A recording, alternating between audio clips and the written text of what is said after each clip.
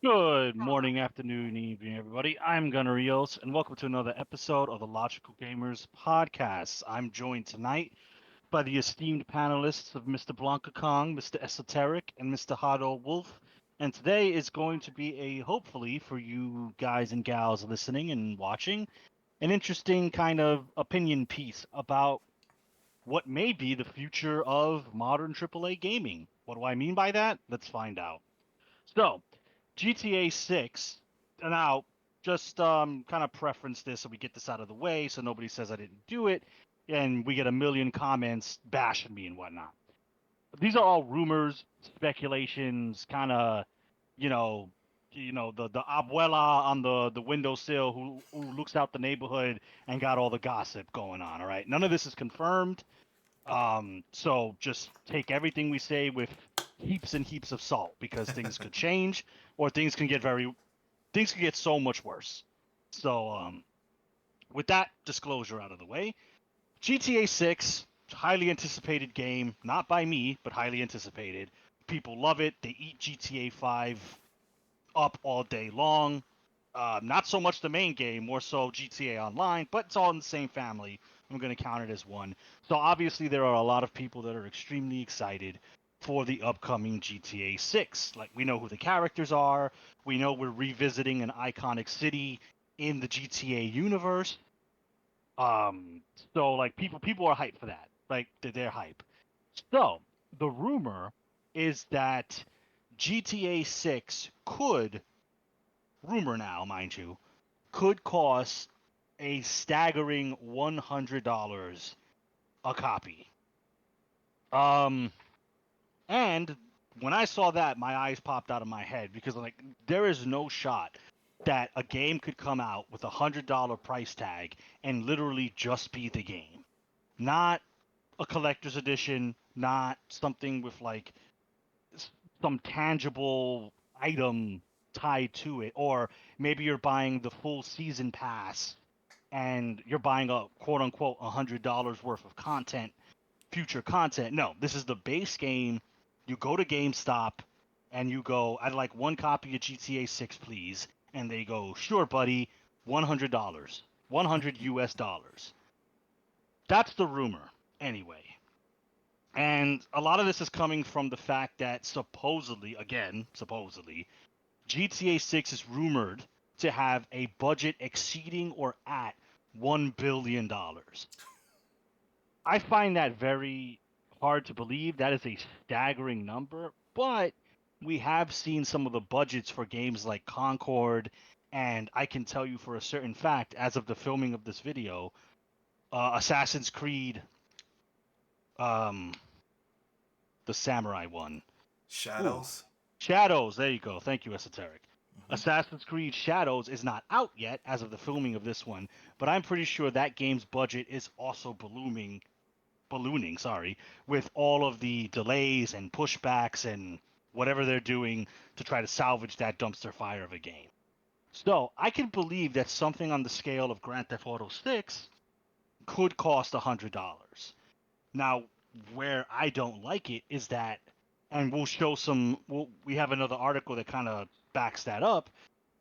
I don't like the fact that if Rockstar actually goes ahead and charges $100 for the base game, I know with every fiber of my being that other AAA studios like Ubisoft, like Electronic Arts, maybe even some like Square Enix and Capcom, and I know a lot of them are going to do it.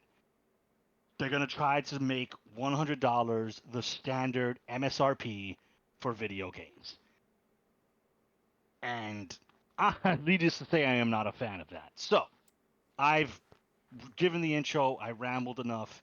I'll just start with my first question. How do we feel about GTA 6 potentially cost running $100 MSRP? I don't care about GTA 6. I've played GTA in the past. It's not my favorite franchise. I don't care. I have zero intentions of buying this game at all. So specifically, I don't care about GTA 6 potentially costing $100. But what I do care about is the potential ramifications of GTA 6 potentially maybe costing $100 because, like I said previously, if they do it and they get away with it, you will see this become the new standard, just like $70 became the new standard.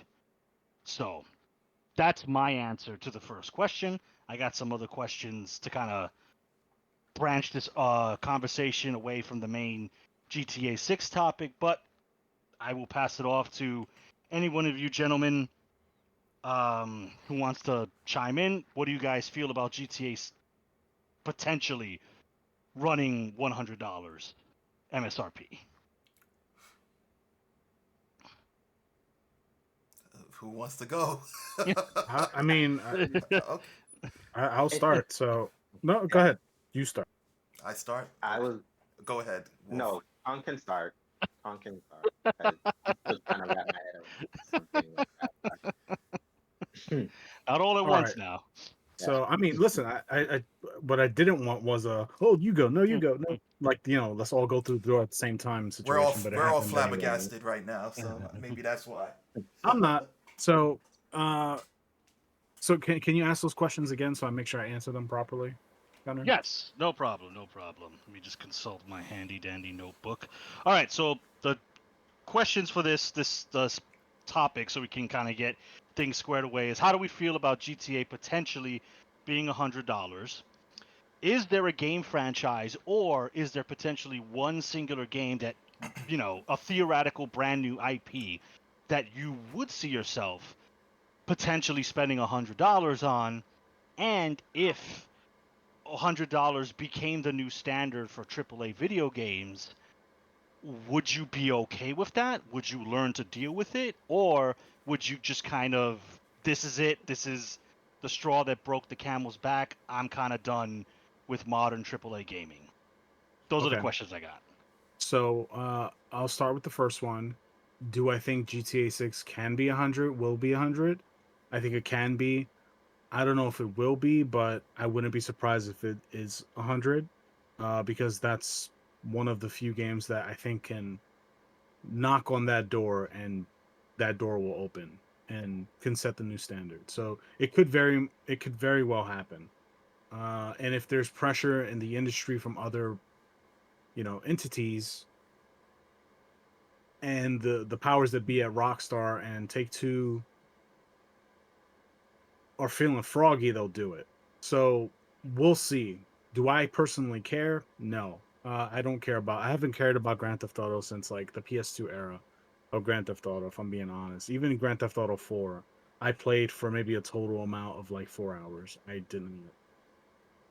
Um, I don't care. I kind of outgrew the game, and it's just my interests have pivoted since then. Not that whoever's into it is into it. That's up to you. But it's just not doesn't do anything for me. But I see the appeal. I get it. Is there a game franchise that I would pay 100 for? Yeah, it would be mostly Capcom titles that I would.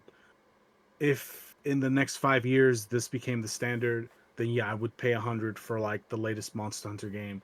I may pay 100 for the latest Resident Evil game, maybe Devil May Cry, maybe even a new IP if it seemed interesting enough. I could see myself spending 100. Yes. Why? Because we've really been spending close to that, if not more than that, over the last like 15 years. If you think about it, if you combine season passes and expansion passes and things like that, we've already spent more than 100 on a singular gaming experience. Whether it's been, you could talk about like what those expansions look like and what expansion is justified for its price and which ones aren't. I'm not interested in getting lost in the weeds on that particular like topic, but yes, I've spent over $100 on one game for sure. Like there are games where I bought the deluxe edition or the collector's edition that is spending more than $100. So Mhm. it isn't out of the realm of past behaviors, and it's not out of the realm of possibility in the future. So yeah, I would if I deem it worthy. I also have no problem waiting a year for the game to go back down to a price where I feel like it's comfortable. I now got Space Marine 2 because I got it on sale. It was $50 recently. And I was like, cool, that feels like a good number. And I sold some stuff and I actually paid 20, so even better. Um And then the last question is, it was basically like, if this standard took place, would I peace out? I'm already out of the modern gaming space, really, if I'm being honest here. There's very few AAA mainstream titles that I actually buy. Uh, these days, I think the last one was Space Marine, but I bought it on sale. Before that was Silent Hill 2, and I got that one kind of for free with store credit. Yeah. Before that was, I think, Dragon's Dogma 2 and Stellar Blade, which I did buy at full price at launch. And not that I regret buying those games, because I think those games are pretty good, and I would say worth close to the 70 asking price.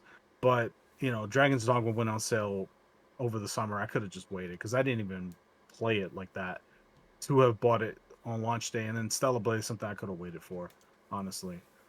So if it happened, let's say next year, that became the new standard, uh, I don't know if I would just up and leave, but I've already got one foot out of the door, so it would be very easy for me to just step out and then come back every now and again for the one or two games that might pique my interest. And again, I have zero issue waiting, because I have a ton of other like things I'm into, and I have old games that I can go play. So it's not a big deal. But would I be a dedicated consumer? No, and I've already left that conversation. So um, I hope that answers your questions, and I hope Yeah. that maybe provides some talking points for the rest of the guys. So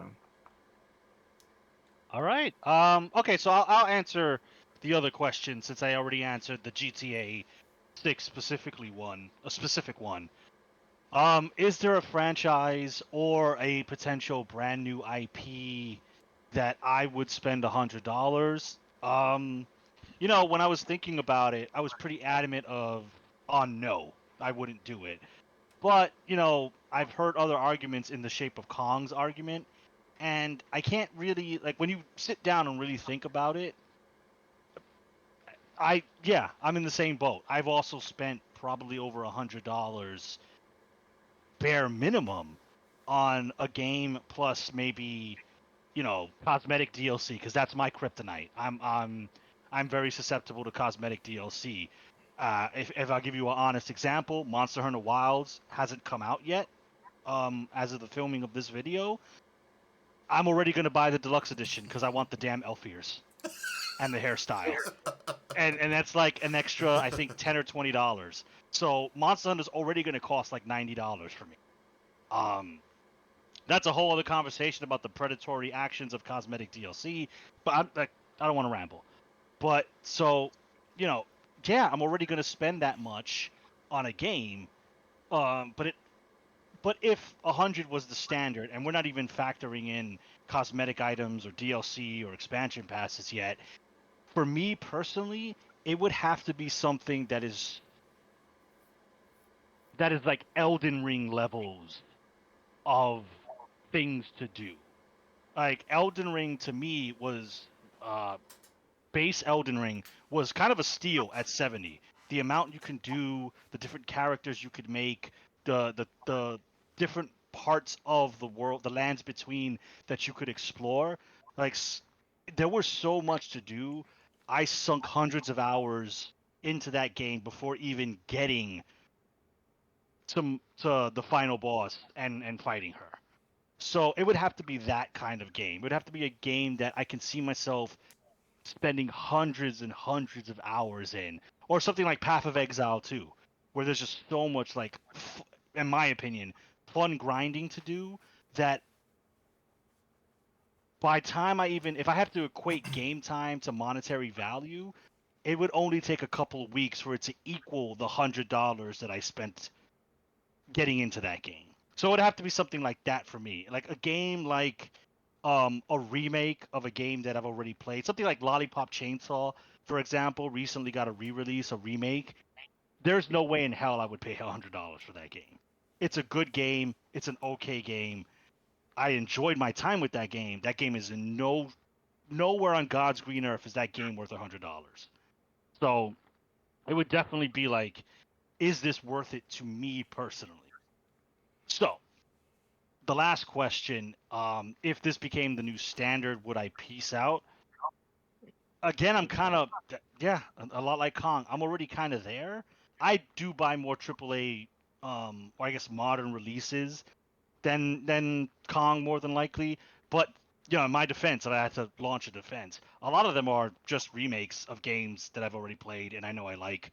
I recently bought Tales of Grace's F, the remaster. That was $40. I liked Tales of Grace's when I played it on PS3, so I already know I'm gonna like it. I'm gonna rebuy Xenoblade Chronicles X. They're remaking that on the Switch. I've already played that game. I know I like it. So a lot of my new purchases are just games I played 10, 12 years ago. So I take that for what you will.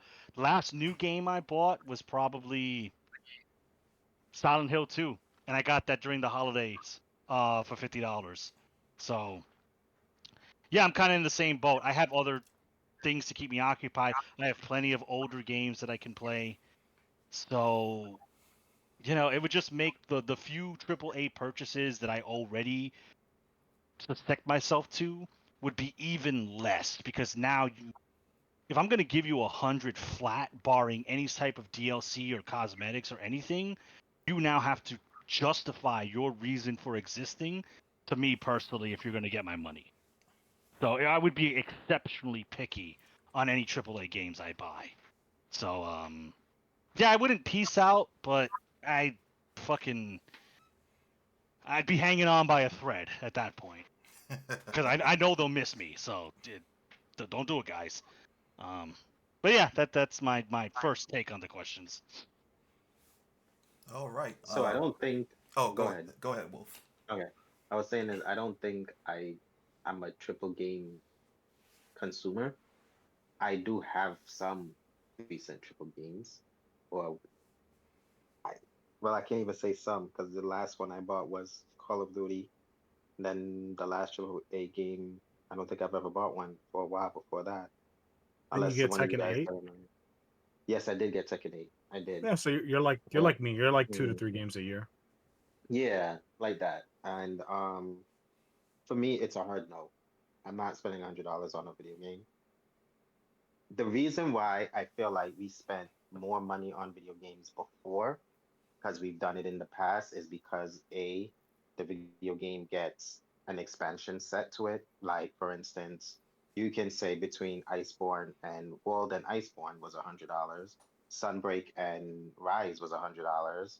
They're one in the same game, but the expansions gave enough content to warrant the additional $40 that it came out for, or $30 that those games came out for. But nonetheless, that's subjective. There could be somebody out there who feels like buying Sunbreak from Rise was an unnecessary purchase. And it's a subjective situation that we're in right now. But at the same time, I can't see myself saying, okay, I'm gonna spend $100 to buy the game itself, and that's just the game. Like there's no additional things to it, no artworks, no free DLC content, which I would expect they would do anyways. So, right, I would expect that, but there is no steel case, there is no little statue. Like usually spending $100 or more on a video game would warrant additional items. But if it's a base game where it's just like this is the game, whether you download it or you buy it as a disc, 99.99, then for me, that's a hard no. Now, again, I can't think of a franchise because even now, like say, even my most favorited franchises, The Legend of Zelda, Pokemon, stuff like that, I still can't see it anymore because those franchises have Pokemon have taken a turn for the worst in game development. So me spending $100 on a Pokemon game is no longer maybe if Pokemon was what it was when I was younger, I could do it. I would do it. But the way that their Nintendo is going now, or whoever is responsible for the Pokemon games going now, I don't see myself spending $100 on the Pokemon games. And the Legend of Zelda, I don't think Tears of the Kingdom and Breath of the Wild are bad video games, but they definitely took a AAA approach with it and left the conventional Zelda style, which is not favorited for me for the most part. So if the Legend of Zelda, whatever comes out next, and it's of those styles of games that recently came out, and they're like 99.99 after tax, 108, whatever state you live in, um, I would probably just pass on it. I mean, like right now, I didn't even buy Tears of the Kingdom when it first came out. I didn't even finish playing Tears of the Kingdom. So I wasted $70 the way I look at it. It's sitting there on my shelf collecting dust. I felt like I didn't need to buy it for $70, but what Zelda game goes on sale? Mm, Um, true. so so for me, $100, yes, it would be great for the video game industry because GTA coming out at that would set new standards in terms of, I guess, how far they can push the video game. But at the same time, I feel like it's not a purchase that I care for, and it's not even a game that I like. Never did, probably never will. Even when I was young and immature, I never liked GTA. So it being $99 or $100, I could give a rat's ass. But I do know that this will set the new bar. This will set a new standard, and this will change the gaming industry if those rumors are true. Um, yeah, and that's my answer to that question. I'm not loyal enough to any one video game company for them to just say, "Okay, I'll give you $100 for the base game." Nah, I respect. I get that. Well, we haven't heard Esoteric's answers yet, so I'll leave it to you, my good man. Well, my thought process pretty much unanimously aligns with you guys.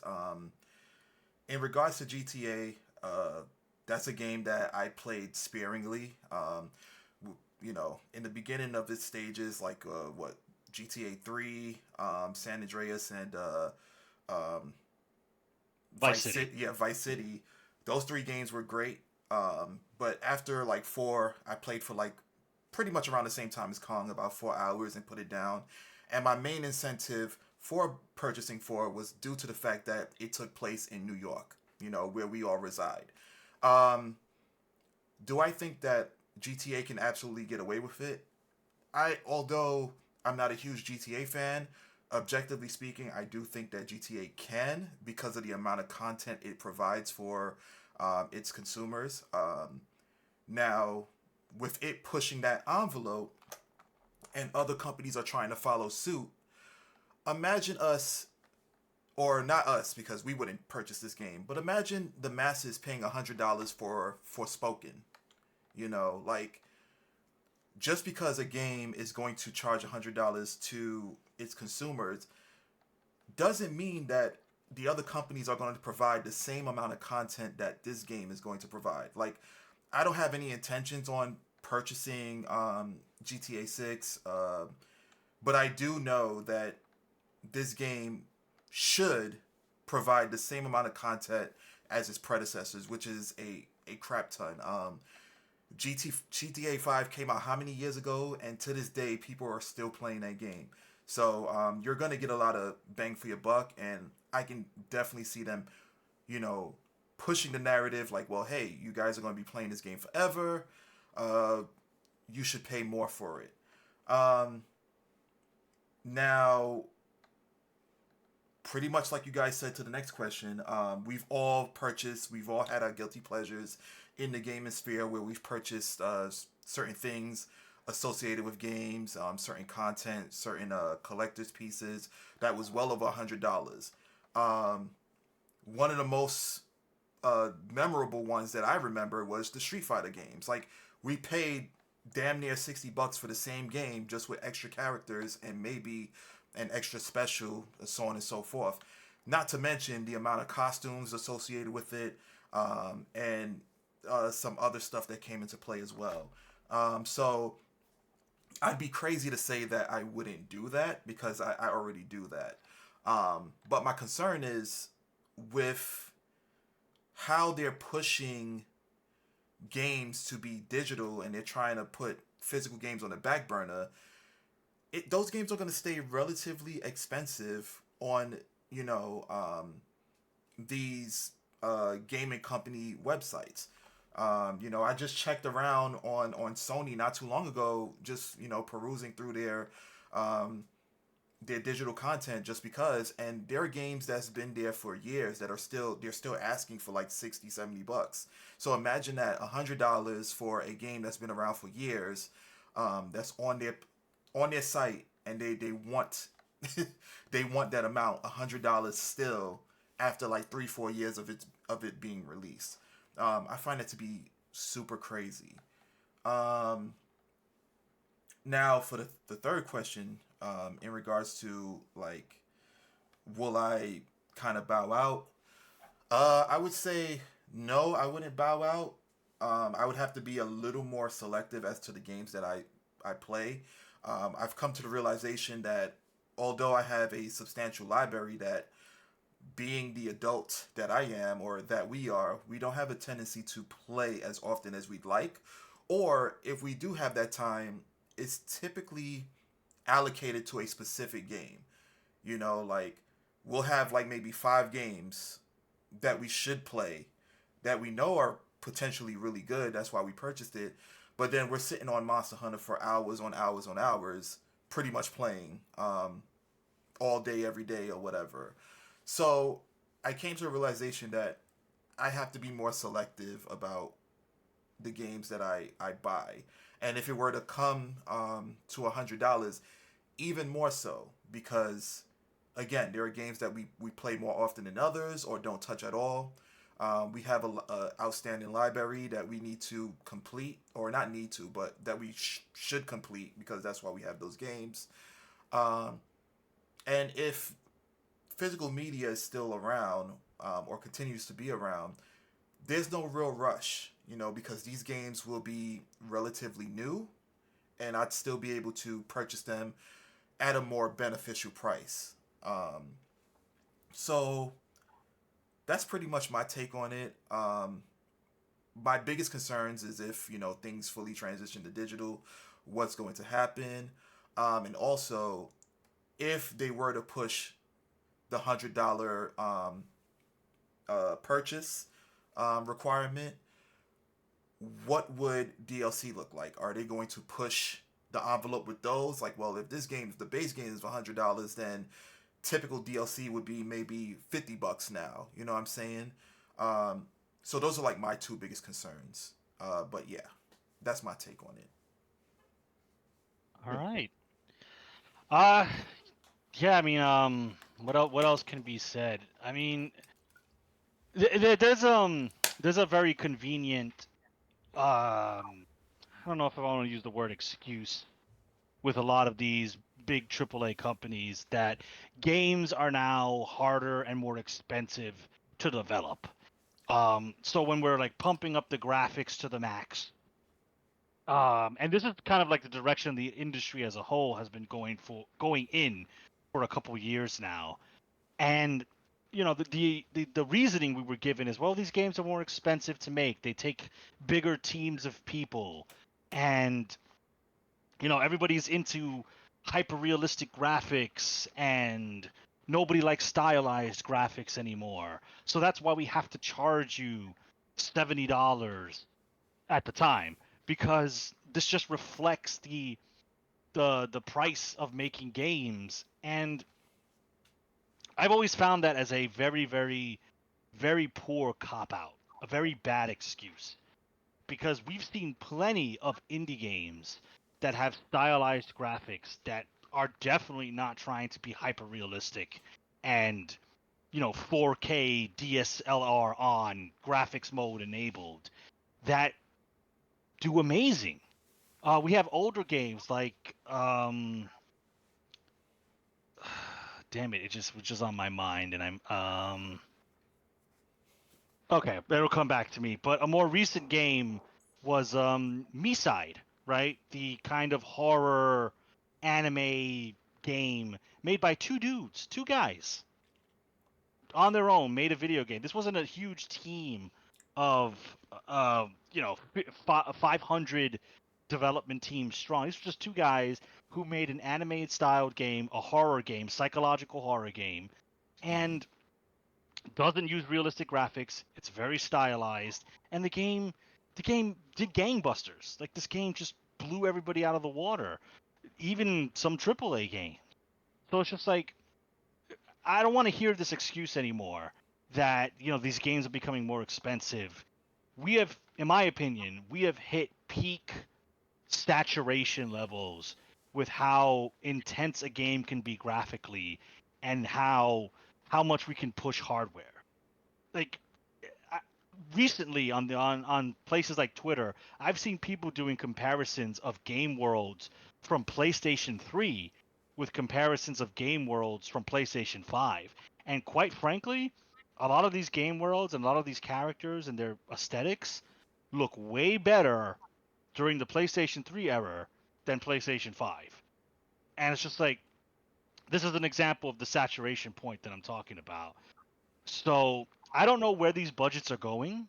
I don't know what cutting edge advancements we're making in the game industry, but I no longer am, susceptible to the excuse that games are now more expensive, and because they're more expensive, this is why we have to charge you an increased price. No, there are things you could do that you can allocate that money and you can lower the budgets of these games and still produce high quality products that people want to play. If we go back to Rockstar's own games, GTA Vice City, well I think San Andreas. One of them is I think San Andreas is one of the best performing GTA games Mm-hmm. before GTA 5 came out. And that game isn't a graphical masterpiece, but it's a fun game for the people who like GTA, and it's a classic game to this day that people reference. They reference the older GTA game. So I don't know. I just noticed that seems to be an excuse that's touted out by the big gaming, I guess, where these games are just too expensive to produce and we have no choice but to raise the prices of them because you guys want high quality games. Well, high quality games cost high quality dollars. And it's like, I don't think so. We have indie constantly proving your case incorrect. So I Yeah. mean, we Well, all we know have the. we have the power of the internet to help kind of prove that point. We had a conversation about video game development bloat a year ago now. Um, so we talked about why these games cost so much, and it's because there are a bunch of nonsense positions that have no business being in games. Period. Right? Unnecessary HR departments and uh, these like consultant agencies, all these. That's a part of the development costs, right? And that's where the bloat is coming from. That's why things cost so much. Also, celebrity endorsements that costs money. That's a part of the development costs, right? When you pay for an actor to appear in your game, that actor or the actress has a high, you know, entry fee. That's hey, somebody's got to pay for it, and we, the consumers, have to pay for that. So I did some like light research while you guys were talking, or while Gunnar was making his point. Grand Theft Auto San Andreas development time was almost 2 years, not even 2 years. Final Fantasy VII, which is regarded to be one of the best Final Fantasy games in that franchise's history, took only a year to develop. Mm-hmm. Hmm. Metal Gear Solid 1 on PS1 took 4 years to develop. And that I could see because that game had set so many new standards.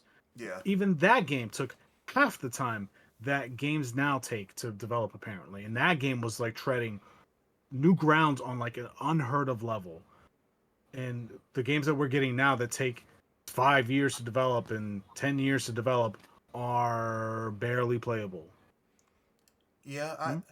I believe So Good point. That's a very good point. Yeah. I believe that's because they're so fixated on motion cap and no, things they're being scammers. They're scamming you. They're scamming you. They're no, they scamming. absolutely are scamming you, but I think it's also contributed to, okay, everything, okay, games nowadays, these AAA titles are becoming more like glorified simulations.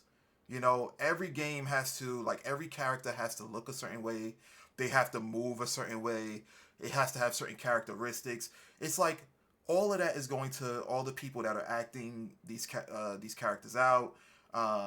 The rendering of their face and the animations of their face, all of that is going to that when they can just take a couple of pixels or whatever, draw something up, make a world, and we're good. I mean, like, wasn't Tunic done by one person? Did you just say take a couple of pixels, draw it up, and there you go? That's what does that even mean? What are you talking about? Basically, what I'm saying is that, you know, basically I'm saying like stylized art. You know, everything doesn't have to be a 3D render. It doesn't have to be a 3D model. You know, everything It's could not just that the developers are to blame for that 3D though. models are cheaper to produce than 2D anything because you're paying for the labor.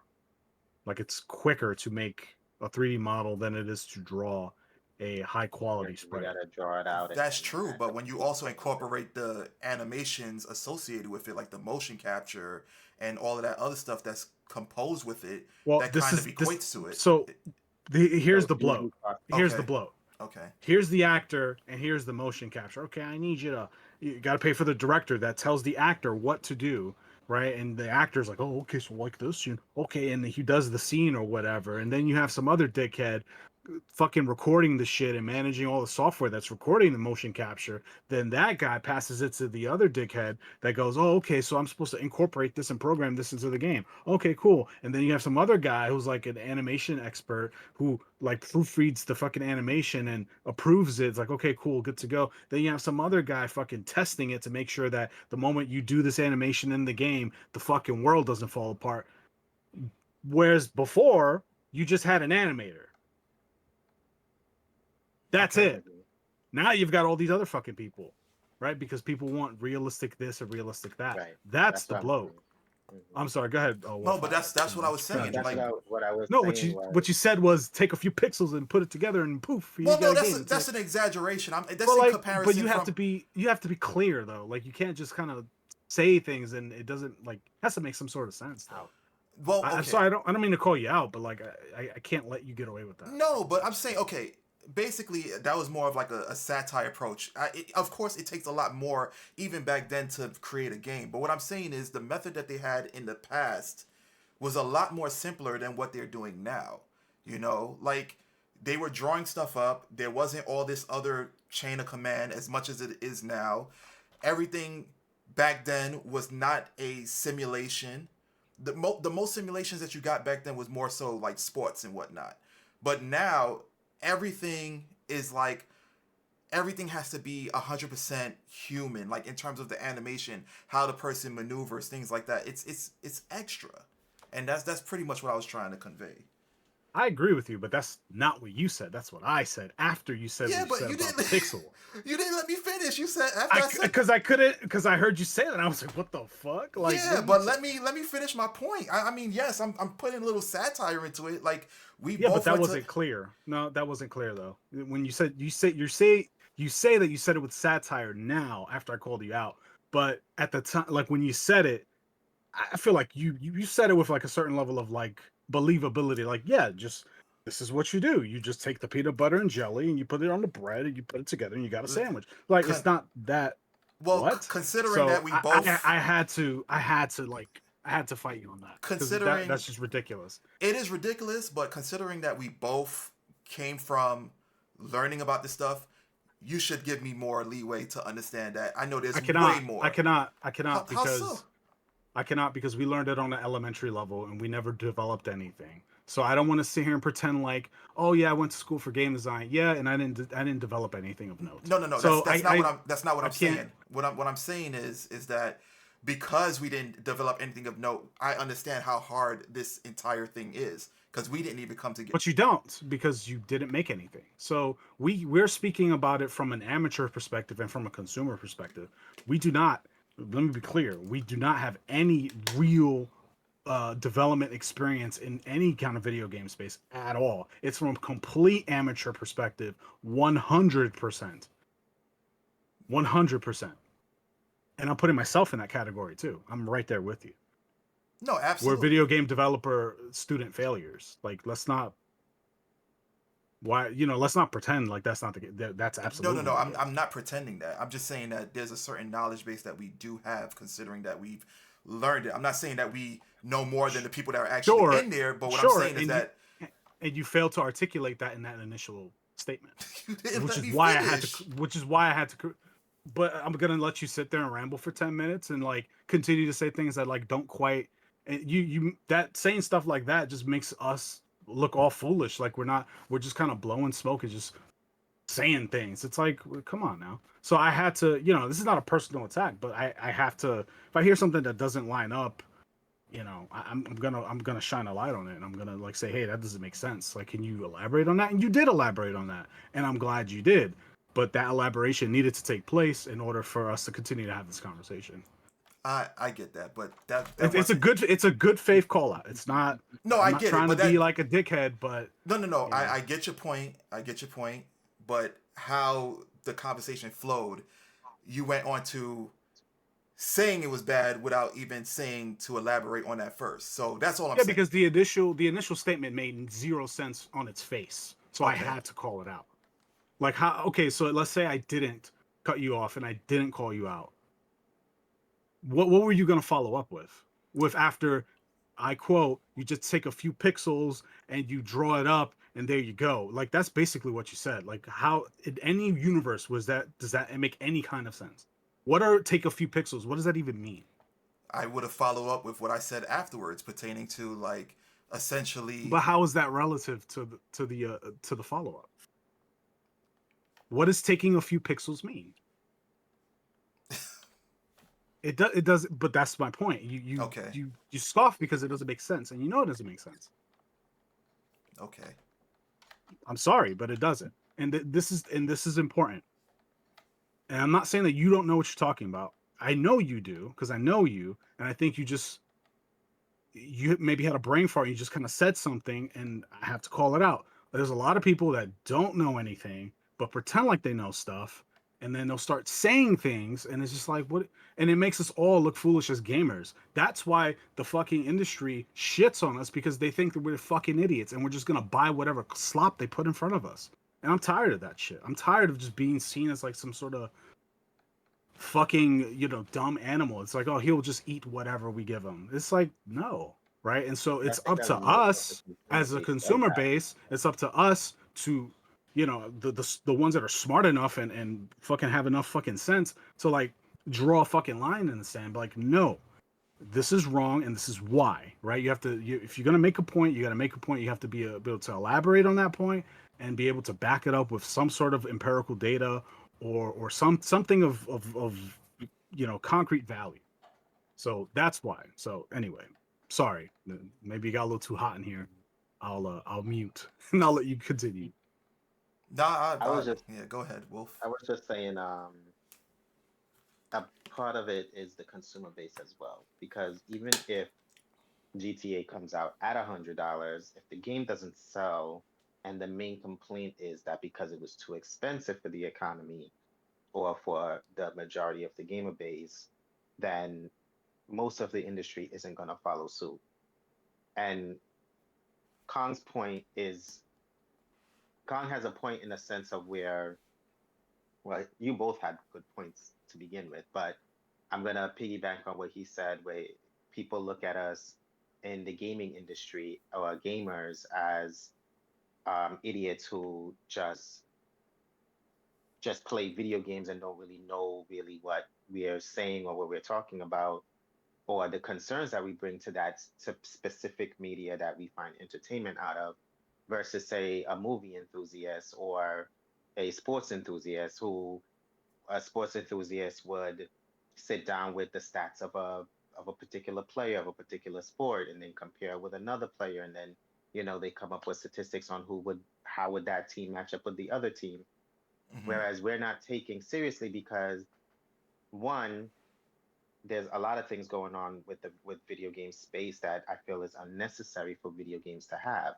To Esoteric's point, where I do feel it's unnecessary to have all these high, amazing, wonderful graphics that is like, oh my gosh, the screen is popping out to me. I feel it's unnecessary, but that goes back to blaming the consumers because really the companies is just giving us what we want. They're just charging us a lot of money for it, but they're really giving us what we're asking for because if we weren't asking for it, those types of games wouldn't sell to begin with for Ubisoft or Hard disagree. Capcom to to um to want to say, okay, well, let's continue to do it. So I think there's accountability to be held on both sides, to be I honest. agree. I agree that the consumers are at fault ultimately. Yes, because whatever behaviors it's like a parent allowing their kid to misbehave. At Mm. some point, you got to blame the parent. I mean, not at Well, some point. that's why I Early say on, that. you got to blame Yeah, the parent. However, yeah. how you saying that high graphics is the reason? No, and that's what we want. No, I because don't the, think the high the graphics is the data. reason. Hold on, I the data doesn't support that. Explain to me why Minecraft is one of the best selling, if not, I think it is the best selling game in history. Explain that to me. And right behind it is Tetris, by the way. Go ahead. but I don't think that Tetris or Minecraft is one of those games that's poisonous to the gaming industry. I think those games are great for the I gaming agree, industry, but those, but but the data, what's the sales poisonous to data, those games but the sales data says that those games are more successful. Why? because they're actual games. You play them. Right. So it's not that we want better graphics. It's not that everything needs to look like The Last of Us 2. That's what they're giving us because that's easier to make. It's easier to make something that looks great, right? Than to make something that's actually good. It's like movies that like hire a bunch of high-rated fucking actors. You know, you should watch this movie because Brad Pitt and this other dickhead and this other bitch is in it. Instead of making a good movie with good writing. It's the same thing. It's the low-hanging fruit. So I blame the powers that be, the executives, the fucking decision makers. Those guys are the fucking problem. And consumers are a big part of that equation Yeah. too. We're to blame for sure, but let's not pretend like they're giving us exactly what we want. And so no, because the market, if you look at the actual numbers, the actual sales data, there's plenty of examples of like low end games that are developed that are not graphically uh you know amazing or anything, and don't have the fidelity that a Last of Us 2 or a Ghost of Tsushima or a Detroit Become Human or insert whatever fucking new age slop that we get. Put whatever, like insert whatever game you want. It doesn't match. The reason why Red Dead Redemption 2 did as well as it did is because it is a great game, not because of the horse balls or the fucking the better graphic like that. Yeah, sure, that helps, but it's the game and the storytelling was very good for that game. So it had high quality across the board. God of War 18 had high quality across the board. Spider-Man 2018 had high quality across the board. Even that game, when I say it has high quality, it's lesser compared to something like God of War or God of War 2018 or Red Dead Redemption 2, but those games are high quality. That's why those games are still played today. That's why people are playing those games and they're not playing, whatever the fuck came out last year because those games suck. That's why people are still playing fucking Resident Evil 2 Remake because that game is fantastic. And not because of the graphics. The graphics help, but the graphics are just salt and pepper. It's not the fucking substance, it's not the steak. So I don't know. I see your point, but I don't 100% agree with it because there's a lot of examples that go against it. Then that's fine. But what my point is that in the end of the day, if we accept the slop that's coming out, then they're going to continue to give us slop. And we as Agreed. gamers need to be held accountable to an extent.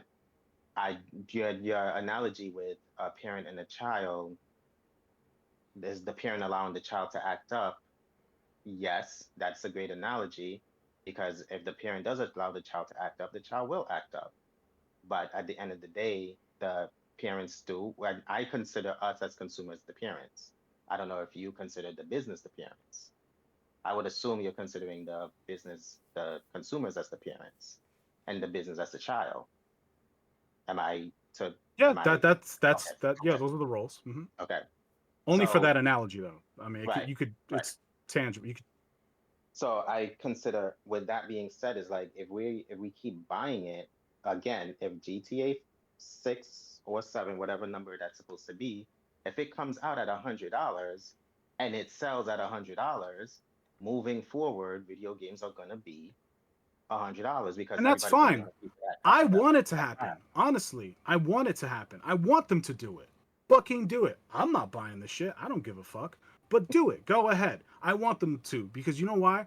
Two reasons. Number one, they're gonna see success because a lot of people are clamoring to play another Grand Theft Auto game. Of We course. didn't get one till 20 since 2013. So it's been over 10 years. Okay. So people are going to buy just off of the face value. They're just gonna see GTA 6 and then go, fucking swipe the credit card, right?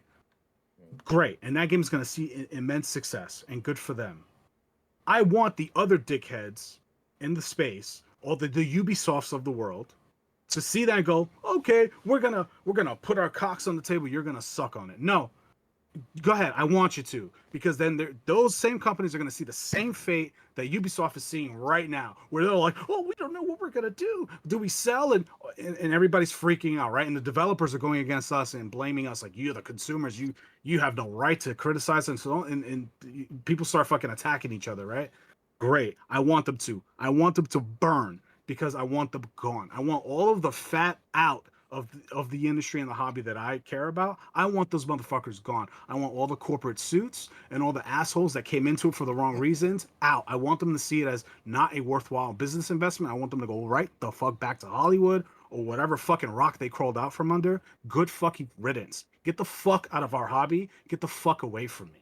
I want you to overcharge us, and I want the market to do what it does and to set the standard and for them to get fucked because that's what they deserve. And So luckily we've kind of seen that kind of happening in late 2024. Games and IPs that you would think would just print money have been catastrophically bombing. Star Wars games.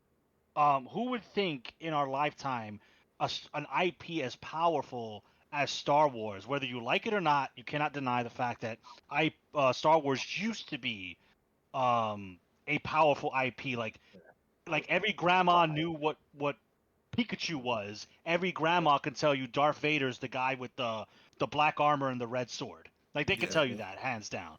And Mhm. games and television shows, but I'm just gonna keep it to games.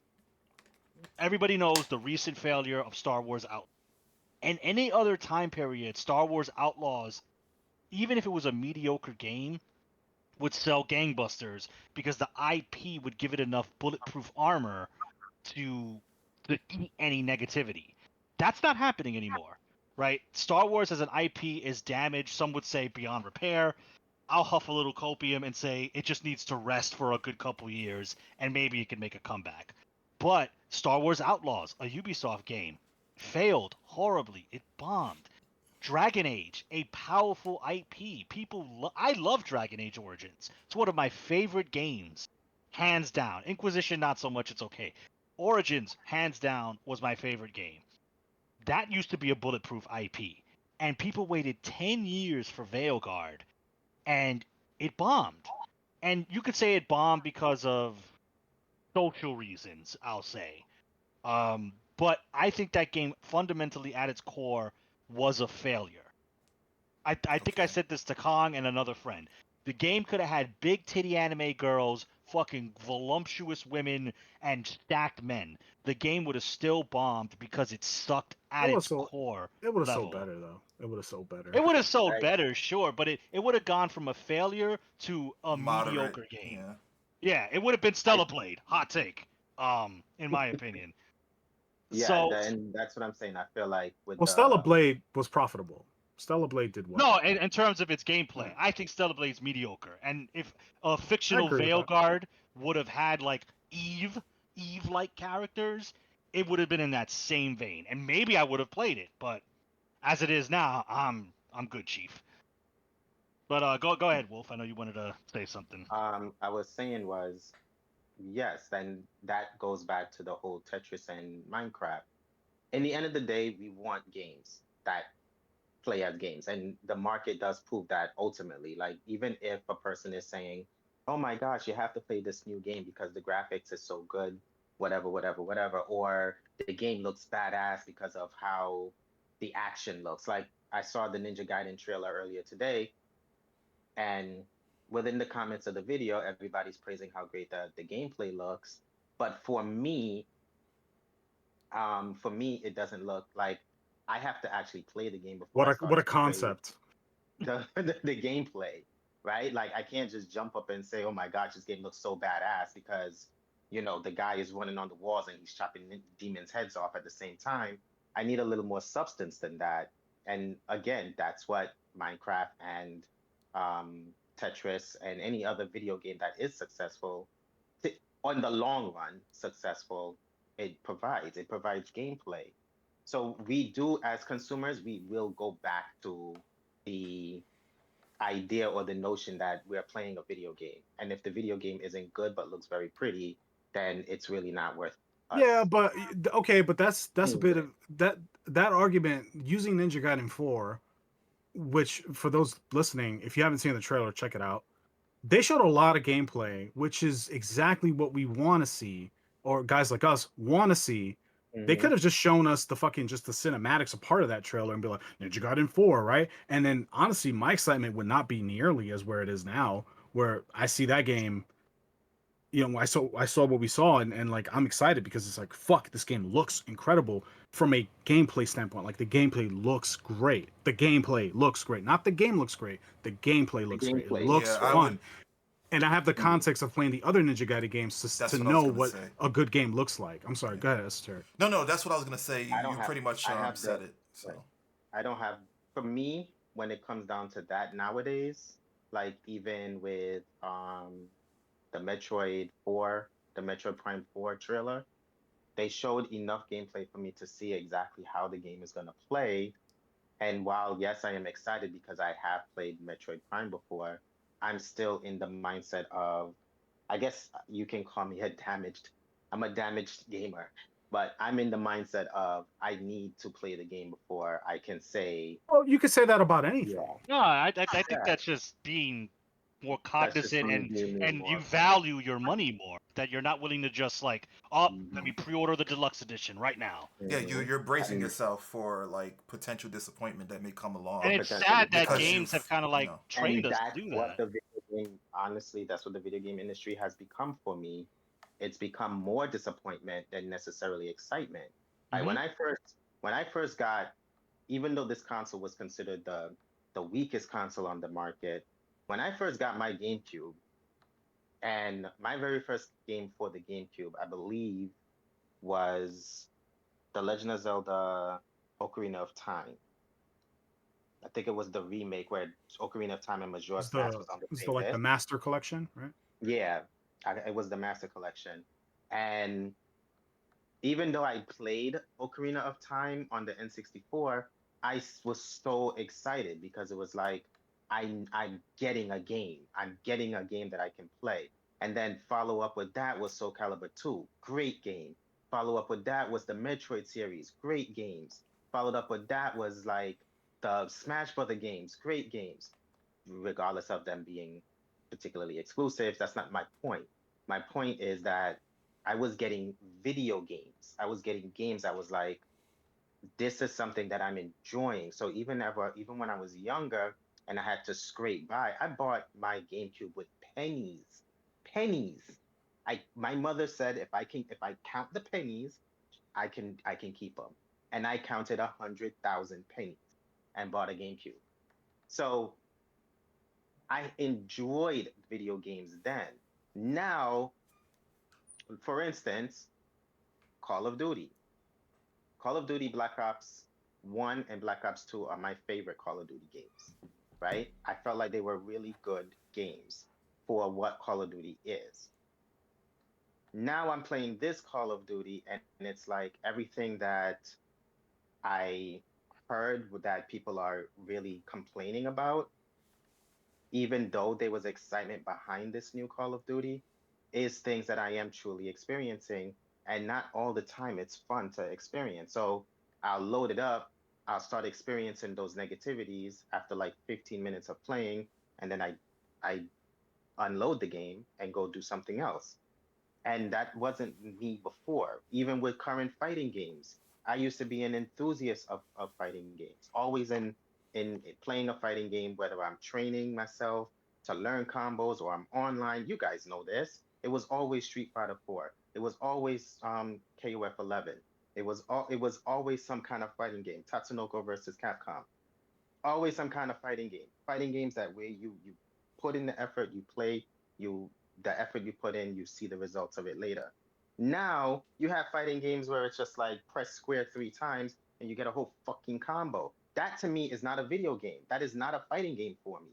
So for me, when a new fighting game like Virtua Fighter was just shown, they didn't show much gameplay, mostly just like graphical stuff, and they announced it, but the excitement for a new fighting game is not there anymore because it's like, well, I know what I'm getting, or I know what I can potentially get, and it's just like, why am I excited about this? Why would I even care to play this? So that's why I say, even with the Ninja Gaiden trailer, while it looks like a good game, I don't doubt it will be a good game. Platinum Games is doing it, and we know Platinum Games do Bayonetta. Bayonetta is a good game to me, but at the end of the day, we don't, much like what Kong said, you have all these corpos who's such a great influence um, on the video game. We don't know what kind of real changes this new Ninja Gaiden is going to go through. You don't know. Stellar Blade, you guys, The weirdos you too. I guys, forgot to mention them. The weird people that like that want every character to be gay and shit. The motherfuckers right, too. They need yeah, to go. right. Sorry, Those I guys forgot. too. And, They can't not get shot in this conversation. and So I'm not gonna, all right. I gotta take a shot I at will them real never quick. argue that point. I will never argue that point. I said it when we talked about the video game that only lasted 12 days. Keep politics and shit like that out of video games. Keep them out of video games.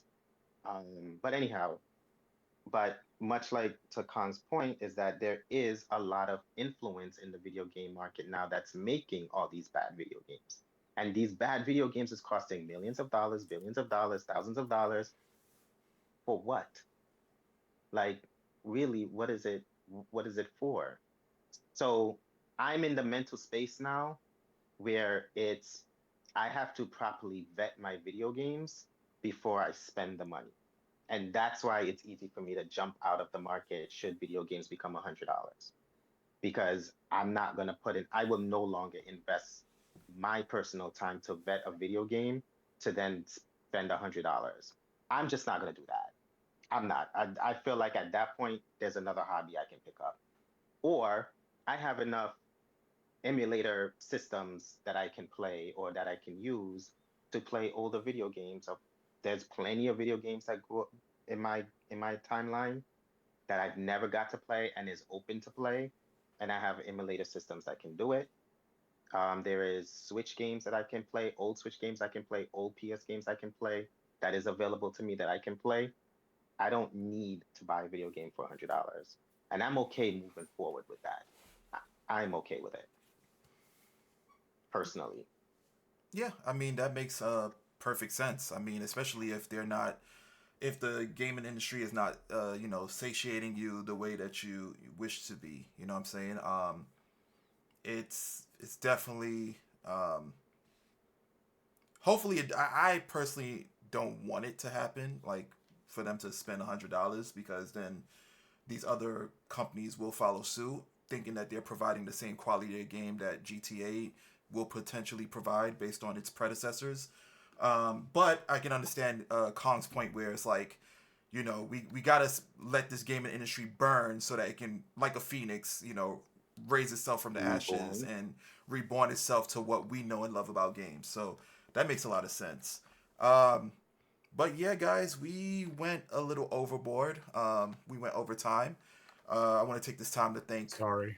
No, I mean not by that much. It's okay. I think the viewers will love this banter and this topic because it not only affects our wallets, it also affects theirs. So hopefully that will raise like some type of awareness as to being cognizant of how you spend your money, and also looking at games from a different perspective, like in terms of like the quality and if that's if said game is providing you what you want within that particular game. Um, so, anyways, yeah, I want to take the time to thank all the panelists. I want to thank Gunna EOS for providing us with the article. Yeah, no problem. We didn't really mention anything about it, but it definitely sparked the idea. So we're gonna have you guys read it. Not read it, but we're gonna have you guys take a look at it. It's gonna be in the link provided in the description. Also, if you enjoyed this video, like and subscribe for more. We do an episode every Wednesday at 12 p.m. EST. That's when we release it. And let us know what you think about this particular episode. Do you think GTA is worth $100? Do you think moving forward that you would want to spend $100 as the norm for video games? Yeah, definitely let us know. We'll want to hear from you. And also, I'm going to provide my links in the description. All our social media platforms, as well as the Twitch, where I stream every Monday and Friday from 9 p.m. to 1 a.m. EST. As well as the main channel where we do 2-minute reviews. We have unboxing videos and shorts as well. So with that being said, folks, thank you guys so much. Hope you guys have a wonderful day. And last but certainly not least, if it ain't gaming, it ain't logical, folks. Peace.